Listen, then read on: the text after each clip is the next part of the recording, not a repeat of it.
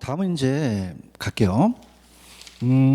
탄력성에 대한 결정 요인을 봤잖아요. 자, 그러면 이제 저랑 같이 탄력성은 어디로 이제 순서를 가냐면 제가 순서를 정해드려 드릴게요. 115페이지로 가죠. 자, 115페이지로 가시면 제목을 적겠습니다. 115페이지를 가시면은 거기 위에 우리가 제목이 이렇게 돼 있어요. 3번 수요의 가격 탄력성과 임대 수익과의 관계입니다. 자, 그래서 여기를 제가 수요의 가격 탄력성과 기업의 총수익과의 관계 이렇게 한번 가볼게요. 기업의 총수익과의 관계, 총수익과의 관계다. 이렇게 놓고 이제 보겠는데요. 기업의 총수입에다가 이제 밑줄을 쳐놓으시면 이게 이제 임대료 수입이 되겠죠. 자, 그렇다면은 자, 우리 면적이에요. 미리 본다면 자, 이건 이제 세로치기 가격이고요. 가로치기 양이거든요. 그래서 우리가 만약에 500원짜리 빵을 10개를 사신다. 그럼 5,000원을 지불하십니다. 그럼 이거는 프라이스 가격과 양을 곱한 거예요. 그럼 이 면적이 클수록 기업의 수입이 크거든요. 그래서 기업의 총수입이라고 하고 또 가게의 총지출, 임대인의 임대료 수입, 또 임차인의 임대료 지급이 이렇게 되겠죠. 자, 근데 이제 이게 그래프가 중요한 게 아니라요. 넘겨보시면은 박스가 중요합니다. 116페이지 가시면은 수요의 가격 탄력성과 임대 수익과의 관계가 얘가 중요해요. 그래서 말씀을 드리겠지만 탄력성이 1인 거는 단위 탄력적이에요. 단위 탄력적이기 때문에 아까 직각삼곡선이라는 걸 얘기했었잖아요. 그래서 얘는요 가격하고 양이면 자 이렇게 우하향하는 곡선이 되면요 임의의 점 두 점을 찍어서 자 여기가 면적이 같다면 여기 면적과 여기 면적이 같아요. 그럼 가격을 내리게 되면 이 면적이 이 면적으로 되고요. 가격 올리면 이 면적이 되기 때문에 가격을 올리든 내리든 총수입은 불변입니다. 총수입은 불변. 근데 주의하실 게 수요량은 변해요. 수요량은 변하지만은 총수입이 불변이다. 그래서 양은 변하지만 총수입이 불변이에요. 솔직히 얘는 시험에 잘 안 나옵니다. 그래서 단위 탄력적은요 가격을 상승하든 하락하든 수입에는 불변입니다. 그럼 가격 정책을 쓸 때는요 시험 문제는 첫 번째 탄력적이라는 게 나오잖아요. 탄력적이라는 자체는 탄력성이 1보다 크죠. 그럼 수요가 탄력적이라는 것은 만약에 갑이 기업이에요. 주택을 생산하는 기업이라면 그 지역의 대체제를 보는 거죠. 그럼 탄력적이라는 것은 어떻게 됩니까? 뭐 제 얘기는 하지만 제 여자친구가 7명 있죠. 그럼 대체제가 많죠. 그럼 선택의 폭이 넓잖아요. 그럼 굉장히 유리해요. 수요자들이 얼마든지 가격에 반응을 할 수밖에 없습니다. 그럼 수요자들이 굉장히 유리하고 기업가가 불리하거든요. 그럼 기업가는 가격 정책을 어떻게 해야 되냐면요. 가격을 올리면 딴 데로 가서 안 사버려요. 그럼 가격을 내려야 내 걸 많이 사주니까 내 수입이 늘어나죠. 저가 정책을 써야 됩니다. 총수입이 증가하고요. 근데 비탄력적이라는 것은 탄력성이 1보다 작아요. 그러면 선택의 폭이 좁죠. 그럼 수요자들이 갈 데가 없어요. 불리합니다. 그럼 가격이 올라도 사요. 그럼 가격을 올려야 수입도 올라가죠. 고가 정책을 써서 수입이 올라간다는 얘기입니다. 편법도 있지만 지금 가정은 그냥 이해만 하세요. 탄력성이 1보다 커요. 그러면 생각해 보세요. 수요자들이 굉장히 유리합니다. 그럼 가격을 올리면 안 사요. 가격을 내려야 내 걸 많이 사주니까 가격 하락시 수입 증가에다가 또남이 치시고요. 비탄력적은 대체제가 적어요. 그러다 보니까 수요자들이 불리해서 갈 데가 없어요. 그럼 내가 가격 올린 것만큼 수입은 증가합니다. 가격을 올려야 수입도 증가한다. 이렇게 꼭 체크하시기 바랍니다. 자, 그래서 작년에도 나왔지만 이 가격 정책이라는 탄력 쪽과 비탄력 쪽에서 물어볼 가능성이 높습니다. 자, 이렇게 좀 우리가 보시고요. 자, 그 다음에 117페이지로 한번 가볼게요. 수요의 소득 탄력성입니다. 여게 이제 좀 어려워요. 자, 그래서 좀 전에 우리가 배웠던 것까지는 수요의 가격 탄력성을 얘기했습니다. 가격 탄력성. 그래서 가격에 대한 수요량이 변하기 때문에 크기를 얘기를 해요. 그래서 1이 기준이기 때문에 탄력적은 1보다 크다. 탄력적은 1보다 작다. 크면 양의 변화가 크고요. 완만하고 작으면 양의 변화가 작기 때문에 비탄력적이에요. 근데 이거는 크기를 갖고 따지는데요. 소득 탄력성과 교차 탄력성은 어떤 방향을 지시합니다. 그래서 물론 시험 문제가 계산 문제가 나와요. 이제 아까 제가 균형이라는 걸 제가 해드렸고 여기 탄력성은 아직 계산은 안 잡겠습니다. 제가 3, 4월 달에 이론을 가신 다음에 그 다음에 뒤에 문제를 풀어드릴 거예요. 그럼 이번 과정은 완전히 이론이다. 117페이지 이론을 가시는데 수요의 소득 탄력성입니다. 소득 탄력성. 자, 그러면은 제가 크기로 1이 비교됐다면 얘는 방향으로 판단해요. 그래서 같은 방향이면 플러스고요. 반대 방향이면 마이너스예요. 그러니까 0으로 기준합니다. 그러면 소득 탄력성이라고 나온다면 얘는 항상 여기가 대안이라는 게 들어가죠. 그럼 소득에 대한 수요량의 변화란 반응을 보고 싶다는 얘기예요. 자, 그러면 밑에는 제가 그냥 약자로 쓰겠습니다. 소득의 이걸 이제 변화율이라고 할게요. 퍼센트고요. 위에는 수요량의 변화율을 봅니다. 자, 그래서 항상 분모에 대한 문제니까 자, 요거는 소득에 대한 수요량의 변화죠. 그럼 쟤는 가격의 변화는 수요량의 변화고요. 자, 그러면은 미리 말씀드렸지만 얘는 방향이에요. 그래서 얘는 크기가 아니라 이 소득과 양이 같이 움직이느냐 반대로 움직이느냐를 봐요. 그럼 우리가 앞쪽에서 소득이 늘어나면 양을 늘리는 게 정상적인 재화였죠. 그럼 정상재는 요게 플러스 값이 돼요. 그래서 탄력성이 0보다 크다고 표현합니다. 근데 소득이 높아지면은 열등제는 안 사죠. 반대 방향입니다. 그럼 마이너스 값이 나와요. 그럼 열등제는 마이너스 값이 나오니까 우리가 요거는 0보다 작아요. 그 다음에 자, 그러면 이렇게 할게요. 자, 밑에 가시면은요. 소득 변화에 대한 수요량의 변화고요. 방향입니다. 정상제는 소득과 수요가 같이 움직이기 때문에 소득이 증가하면 수요도 증가하니 플러스 값이 됩니다. 탄력성이 0보다 크고요. 열등제는 소득과 수요가 반대로 움직여요. 마이너스 값이 돼서 0보다 작다. 그렇게만 보세요. 그 다음 넘기시면 이제 수요의 교차 탄력성도 마찬가지입니다. 얘도 방향이에요. 자, 합니다. 얘도 수요의 교차 탄력성을 얘기하거든요. 교차 탄력성. 그러면 교수님 왜요?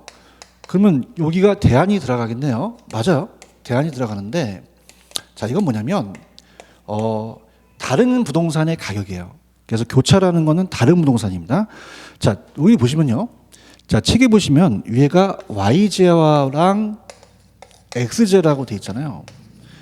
자, 그러면은 얘가 YJ에 대한 수요량을 알고 싶다는 거예요. 그러기 위해서 그러한 교차된 XJ, 다른 부동산의 가격에 대한 YJ죠. 자, 그래서 XJ 가격이 내려가고요. 가격의 변화율이고 그 다음에 대한 YJ의 수요량의 변화율이 되겠죠. 이렇게 됩니다. 자, 그렇다면은 자, 우리가 아까 오전에 한다. 그러니까 첫째 시간에 대체제와 보완제를 배우셨잖아요. 자, 그럼 얘도 같은 방향이면 플러스, 반대 방향이면 마이너스예요. 자, 이렇게 얘기했죠. 제가 빌라 가격이 빌라랑 아파트랑 대체제 관계다. 그럼 대체 관계는 경쟁 관계예요. 그럼 빌라 가격이 높아지면은 빌라 안 사고 아파트 수요량의 변화가 늘어납니다. 자, 그러면은 이건 가격대 수요가 같은 방향이죠. 그럼 플러스 값이 나온다고 해요. 그래서 탄력성이 0보다 크니까 이걸 대체제라고 하고요. 그 다음에 보완제는 함께 했을 때 효용이 커지죠. 반대 방향이에요. 그래서 커피와 설탕을 예를 들었습니다. 커피의 가격과 설탕의 수요량을 따져본다는 거죠. 그럼 보완 관계는 서로 도와주다 보니까 얘를 늘리려면요. 얘도 가격이 떨어지는 게 좋아요. 떨어져야 커피도 늘리고 설탕도 늘리잖아요. 그럼 반대 방향은 마이너스 값이 나옵니다. 탄력성이 0보다 작아서 이걸 보완제라고 한다. 이렇게 1, 2월 달에는 이론만 가세요. 자, 그래서 교차 탄력성은요. XJ 가격 변화에 대한 YJ의 수량의 변화고요. 자, 밑에 보시게 되면요. 자, 하나 더 있기 때문에 추가적으로 더 말씀을 드릴 겁니다. 맨 밑에 정리학습으로 가죠. 독립제라는 단어가 있어요. 그럼 교차 탄력성이 XJ 값과 YJ 수량이 같은 방향이면 대체제 플러스 값 0보다 크고요. 교차 탄력성이 XJ 가격과 YJ가 반대 방향이에요. 그럼 마이너스 보완제고 탄력성이 0보다 작죠. 자, 0인 게 있어요. 0인 건 독립제라고 합니다. 자, 이게 무슨 말이냐? 커피와 소금은 전혀 관련이 안 되는 제화입니다. 서로 영향을 안 주죠. 자, 그러면 커피의 가격이 올라갔더라도 소금 수요량은 불변이에요. 불변. 그래서 이건 탄력성이 0이라고 합니다. 자, 이걸 독립적이 된다. 이렇게 해서 연결시키시기 바랍니다. 됐습니다. 이렇게 해서 가격 탄력성은 크기를 나타내는 것이고 소도 탄력성과 교차 탄력성은 방향이다. 특히 자, 공급의 가격 탄력성은 오른쪽에 하겠지만 가격은 생략될 수도 있어요. 그래서 공급의 가격 탄력성을 이제 배우고 그 응용 문제를 한번 풀어보도록 하죠. 자, 공급의 가격 탄력성은 우리가 아직까지는 계산 문제가 안 나왔습니다. 자, 그럼 우리가 저랑 같이 가셔서 페이지 119페이지를 공부하시죠.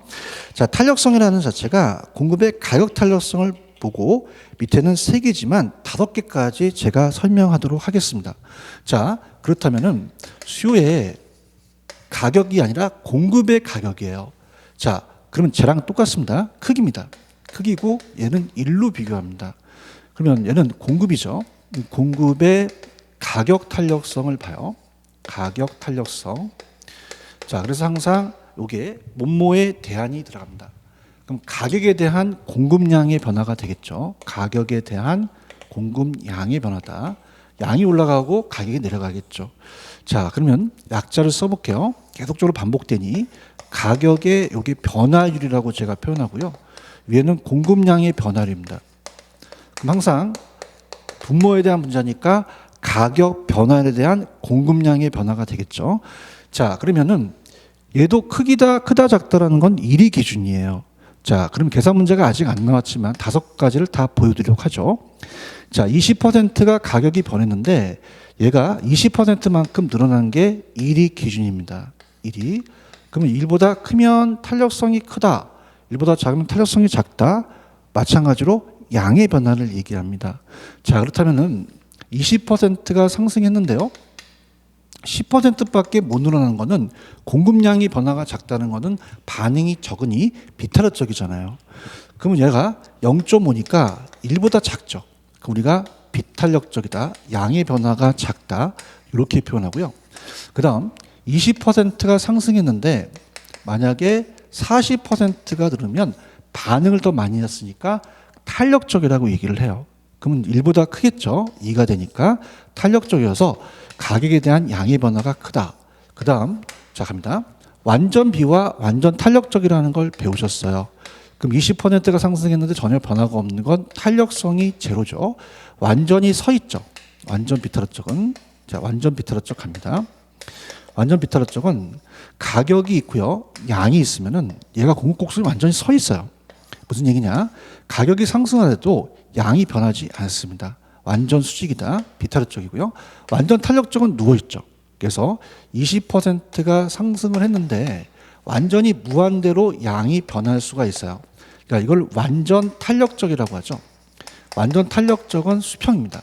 그래서 가격이 있으면은 얘가 완전히 누워 있어서 가격이 조금만 바뀌어도 양이 무한대로 간다는 거죠. 그래서 이건 비탄력적, 이건 탄력적, 완전 이렇게 보십니다. 자, 그러면요. 거기 밑에 보시면은 3가지만 나와 있는데요. 0이면 완전 비, 자, 무한대면 완탄, 단위 탄력적은 원점을 지난다고 하잖아요. 그럼 얘가 기준이에요.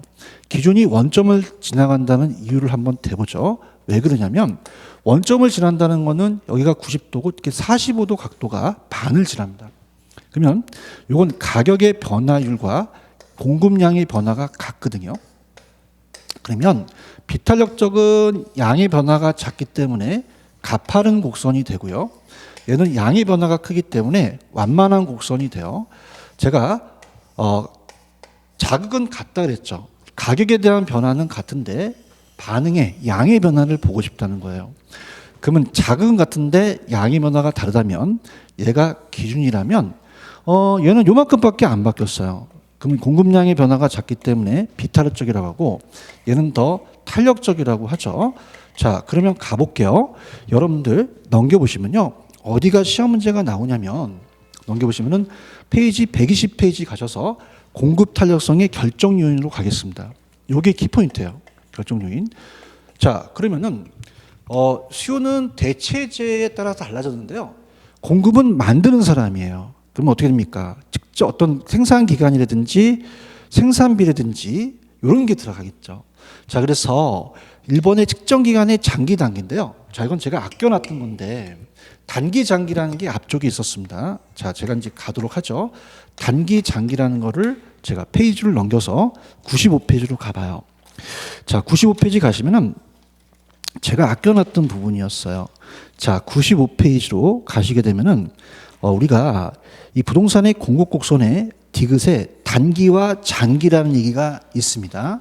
자, 이걸 이제 설명하겠는데요. 이런 거예요. 시간을 주어지는 부여하는 게 되는 거예요. 자, 이 마이크 만드는 공장을 하나의 재화를 가지고 야, 너 한 달 안에 만들어봐. 너 3년 안에 만들어봐.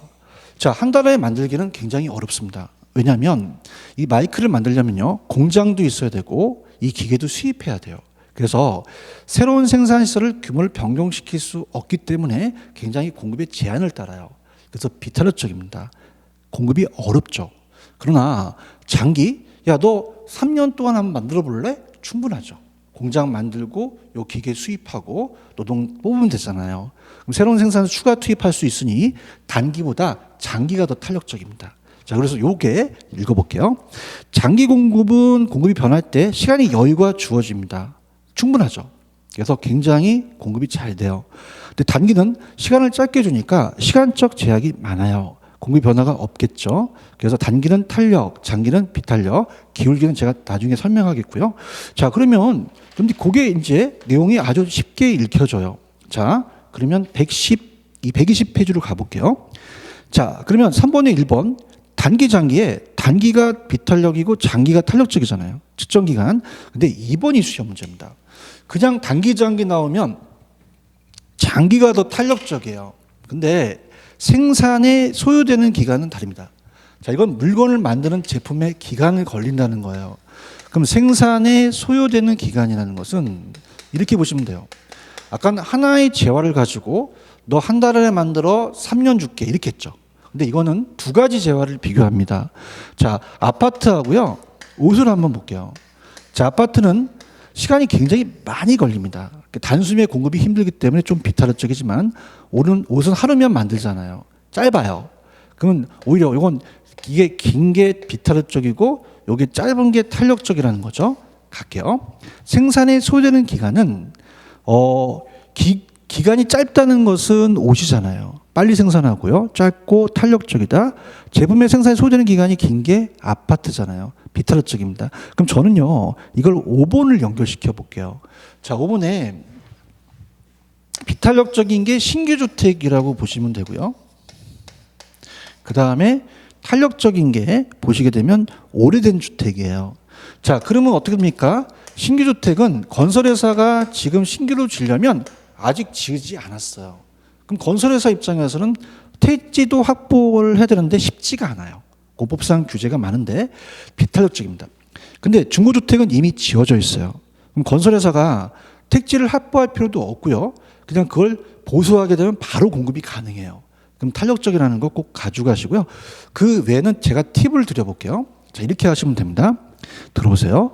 자, 탄력적이라는 건 공급이 쉬워요. 더 많이 만들고 비탄력적은 공급이 어렵다. 자, 그러면요, 3번에 생산량의 증가에 따라서 비용이라는 건 시멘트 가격이 급격히 증가해요. 그럼 공급이 어렵잖아요. 그럼 탄력성이 작다라고 하고요. 저장이 어렵고 저장 비용이 많이 들어가면 공급이 어려워요. 그래서 탄력성이 작다는 게 비탄력적이다. 그렇게 가져가시면 됩니다.